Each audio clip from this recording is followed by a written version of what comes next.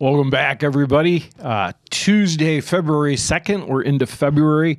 Man, that's awesome to me because it's been more than a month. You know, I got to start with a confession, though, because we're trying to be real honest on this journey, you know, and we're taking this journey together.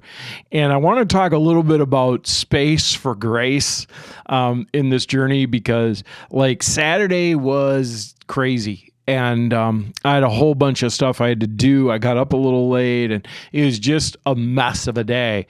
And the reality is, I missed the reading. I didn't ever sit down in the day and watch it, you know. And I actually never went back to it. I watched Sunday, and I watched yesterday. You know, listened yesterday, but it got me thinking about, you know, we're on this journey together. This journey is not 30 days, not 31 days. It's 365 days. You know, it's a full year. And the reality is that somewhere in here, something's going to happen. If it hasn't happened already, at some point it will. And you're going to miss it. And, you know, you can make it up. You can not make it up, you know, whatever you do. But the thing I want you to do is two things. Don't beat yourself up, all right? You're going to miss them. I'm going to miss them. It's just part of it. And then just jump right back in. You know, don't say, oh, well, I missed a whole bunch, or I missed two, or I missed one, or I have to make them up, or whatever. Just jump right back in because, you know, God's here. His word is here. He loves what we're doing here. And give yourself some grace to get back into it if you mess up like I did and you kind of get out. So we're in Exodus 15 now. Exodus 15 starting in 19. We're going to go down into the very beginning of chapter 17. So starting in verse 19, it says, when Pharaoh's horses, chariots, and charioteers rushed into the sea, the Lord brought the water crashing down on them. But the people of Israel had walked through the middle of the sea on dry ground. And then Miriam, the prophet, Aaron's sister, took a tambourine and led all the women as they played their tambourines and danced. And Miriam sang this song. Sing to the Lord, for he has triumphed gloriously. He has hurled both horse and rider into the sea. Then Moses led the people of Israel away from the Red Sea, and they moved out into the desert of Shur. They traveled in this desert for 3 days without finding any water. When they came to the oasis of Marah, the water was too bitter to drink. So they called the place Marah, which means bitter.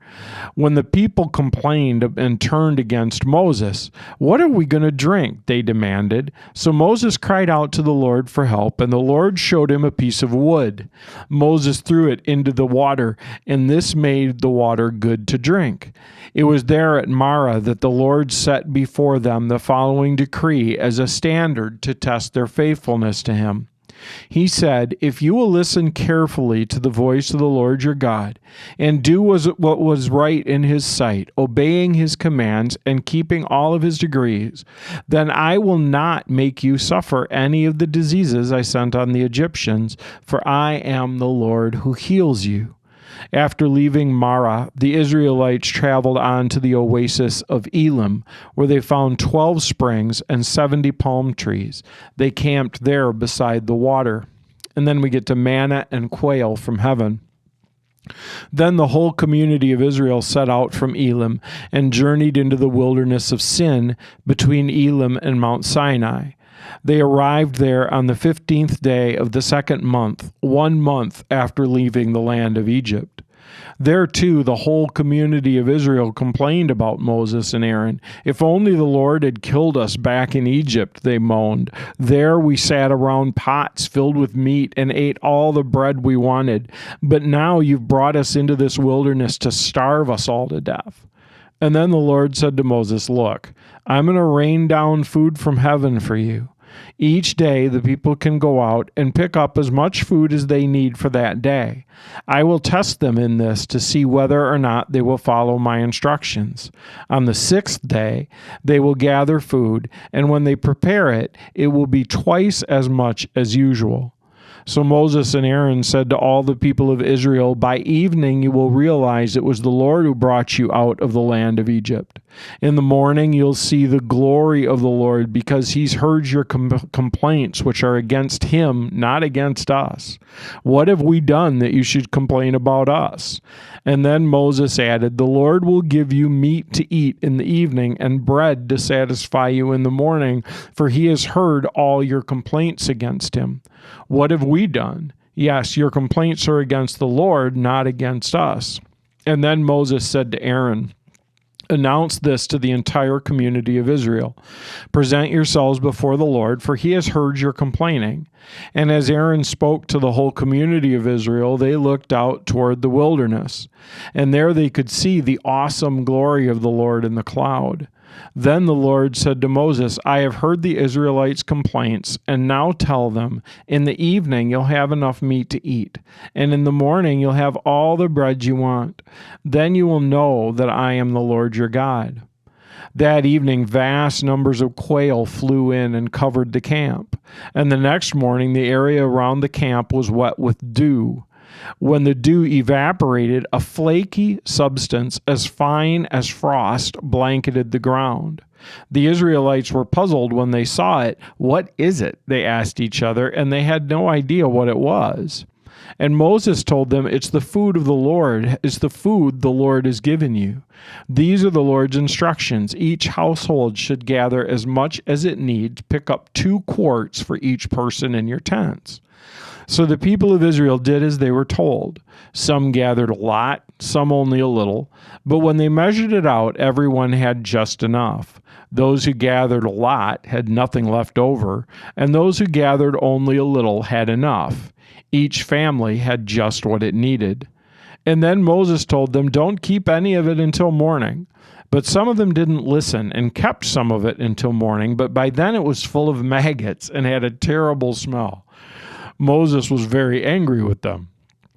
After this, the people gathered the food morning by morning, each family according to its need. And as the sun became hot, the flakes they had not picked up melted and disappeared. On the 6th day, they gathered twice as much as usual, 4 quarts for each person instead of 2. And then all the leaders of the community came back and asked Moses for an explanation. He told them, "This is what the Lord commanded. Tomorrow will be a day of complete rest, a holy Sabbath day set apart for the Lord. So bake or boil as much as you want today and set aside what's left for tomorrow." So they put some aside until morning, just as Moses had commanded, and in the morning the leftover food was wholesome and good, without maggots or odor. Moses said, "Eat this food today, for today is a Sabbath day dedicated to the Lord. There will be no food on the ground today. You may gather the food for 6 days, but the 7th day is the Sabbath. There will be no food on the ground for that day." Some of the people went out anyway on the 7th day, but they found no food. The Lord asked Moses, "How long will these people refuse to obey my commands and instructions? They must realize that the Sabbath is the Lord's gift to you. That's why he gives you a 2-day supply on the 6th day, so there will be enough for 2 days. On the Sabbath day, you must each stay in your place. Do not go to pick up food on the 7th day." So the people did not gather any food on the 7th day. The Israelites called the food manna. It was white like coriander seed, and it tasted like honey wafers. Then Moses said, "This is what the Lord has commanded. Fill 2-quart container with manna to preserve it for your descendants. Then later generations will be able to see the food I gave you in the wilderness when I set you free from Egypt. Moses said to Aaron, "Get a jar and fill it with 2 quarts of manna, and then put it in a sacred place before the Lord to preserve it for all future generations." Aaron did just as the Lord had commanded Moses. He eventually placed it in the Ark of the Covenant in front of the stone tablets inscribed with the terms of the covenant. So the people of Israel ate manna for 40 years until they arrived at the land where they would settle. They ate manna until they came to the border of the land of Canaan. The container used to measure the manna was an omer, which was 1/10 of an ephah, which is about 2 quarts. Water from the rock. At the Lord's command, the whole community of Israel left the wilderness of Sin and moved from place to place. Eventually they camped at Rephidim, but there was no water there for the people to drink. So once more the people complained against Moses. "Give us water to drink," they demanded. "Quiet," Moses replied. "Why are you complaining against me, and why are you testing the Lord?" But tormented by thirst, they continued to argue with Moses. "Why did you bring us out of Egypt? Are you trying to kill us, our children, and our livestock with thirst?" And then Moses cried out to the Lord, "What should I do with these people? They're ready to stone me." And so the Lord said to Moses, "Walk out in front of the people. Take your staff, the one you used when you struck the water of the Nile, and call some of the elders of Israel to join you. I will stand before you on the rock at Mount Sinai. Strike the rock, and water will come gushing out, and then the people will be able to drink." So Moses struck the rock as he was told, and water gushed out as the elders looked on. Moses named the place Massah, which means test, and Meribah, which means arguing, because the people of Israel argued with Moses and tested the Lord by saying, "Is the Lord here with us or not?" So then we move forward into Matthew again, chapter 22, and we're going to read the first 33 verses. So we start with the parable of the great feast. Jesus also told them other parables. He said, "The kingdom of heaven can be illustrated by the story of a king who prepared a great wedding feast for his son. When the banquet was ready, he sent his servants to notify those who were invited, but they all refused to come. So he sent other servants to tell them, 'The feast has been prepared, the bulls and fattened calf have been killed, and everything is ready. Come to the banquet.' But the guests he had invited ignored them and went their own way, one to his farm, another to his business. Others seized the messengers and insulted them and killed them. The king was furious, and he had sent out his army to destroy the murderers and burn their town. And he said to his servants, 'The wedding feast is ready, and the guests I invited aren't worthy of the honor. Now go into the street corners and invite everyone you see.' So the servants brought in everyone they could find, good and bad alike, and the banquet hall was filled with guests. But when the king came in to meet the guests, he noticed a man who wasn't wearing the proper clothes for a wedding. 'Friend,' he said, 'how is it that you're here without wedding clothes?' But the man had no reply. And then the king said to his aides, 'Bind his hands and feet and throw him into the outer darkness. There will be weeping and gnashing of teeth, for many are called, but few are chosen.' Taxes for Caesar." Then the Pharisees met together to plot how to trap Jesus into saying something for which he could be arrested. They sent some of their disciples, along with the supporters of Herod, to meet with him. "Teacher," they said, "we know how honest you are. You teach the way of God truthfully. You're impartial and you don't play favorites. Now tell us what you think about this. Is it right to pay taxes to Caesar or not?" But Jesus knew their evil motives. "You hypocrites," he said, "why are you trying to trap me? Here, show me the coin for the tax." When they handed him a Roman coin, he asked, "Whose picture and title are stamped on it?" "Caesar's," they replied. "Well then," he said, "give to Caesar what belongs to Caesar, and give to God what belongs to God." His reply amazed them, and they went away. Discussion about the resurrection.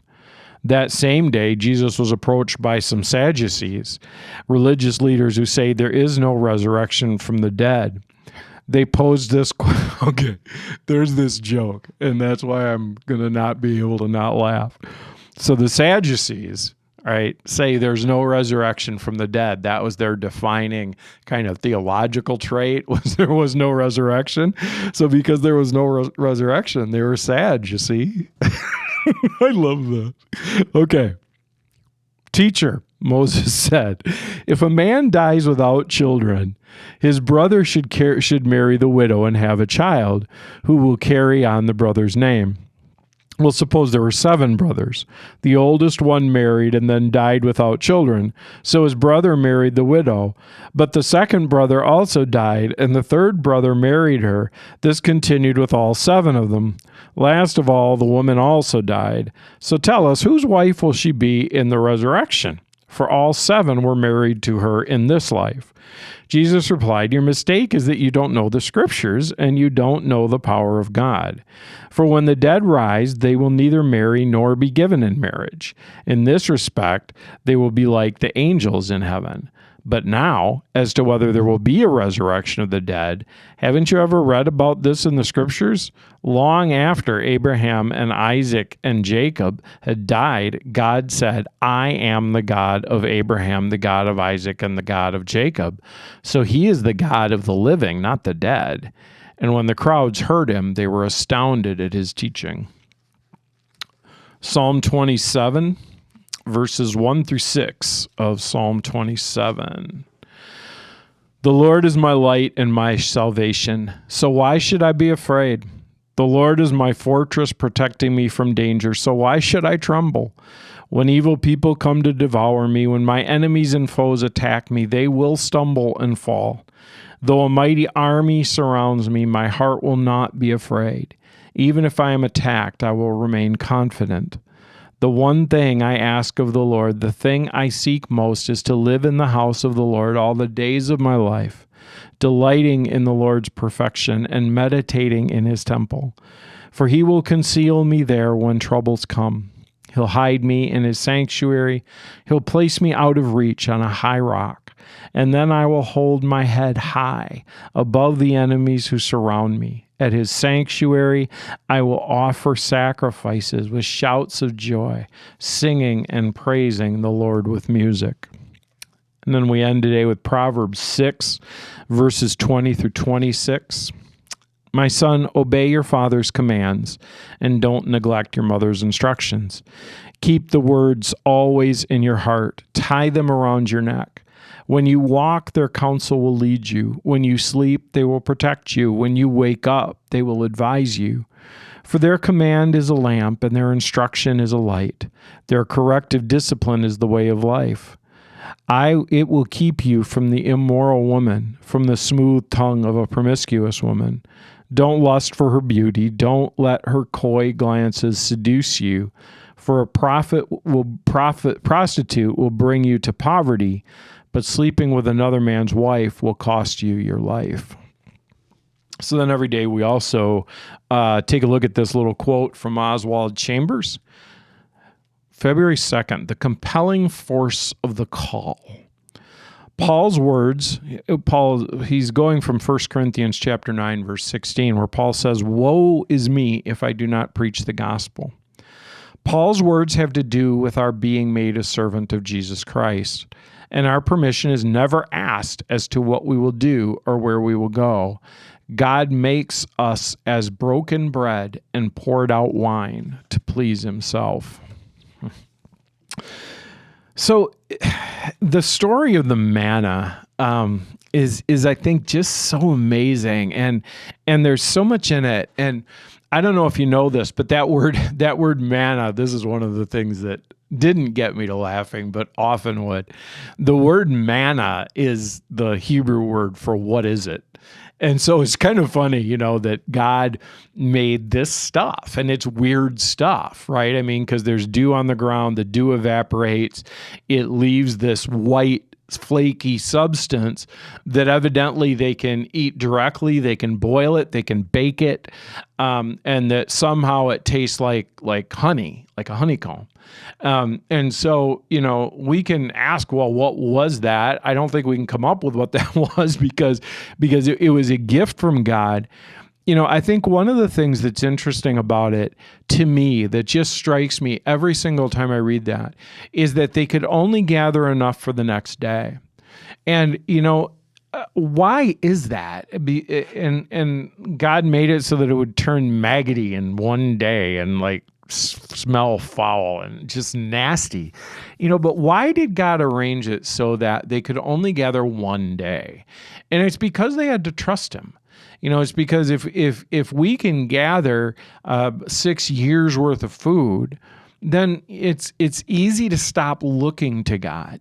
And that's something that just kind of rings with me because we have so much. There's so much that we can rely on, by every standard, whether it's historical or it's other places in the world now.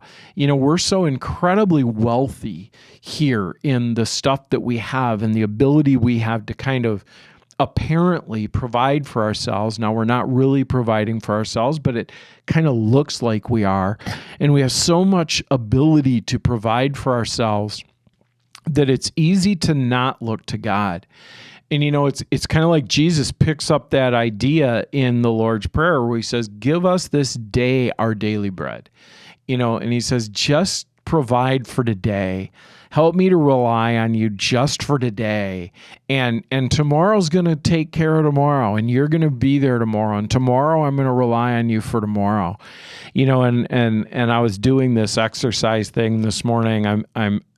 That's one of my commitments. It's kind of flowing out of this. I'm exercising again, and this guy was saying, just live today. Just do today. You're in this moment right here. And I needed to hear that. And I needed to hear it again in this reading. And, I think that maybe that's God's call to us right now is just live with me today. Trust me today for what you need, and then trust me tomorrow for what you need. But just live with me in this moment, because this moment is what we have. And I think the manna points us to that. God points us to that. And it's a really freeing way to live. If we can say, you know what, right now, I trust God for right now. And down the road, when something else happens, I'll trust him for that too. But I hope you have a great day today. I will see you again on Thursday. Let's pray. Jesus, that whole story of manna, wow, that's just interesting. And I wonder what it felt like. And I wonder what they thought of it. I wonder if they got tired of it. There are so many questions I have about it. And yet, Lord, the clear thing is that they were supposed to look to you day by day and moment by moment. And I pray you'll help us to do that too. Thank you for gathering us together around your word today, and help us, Lord, to live this day with you and to trust you for what we need today. In Jesus' name, amen.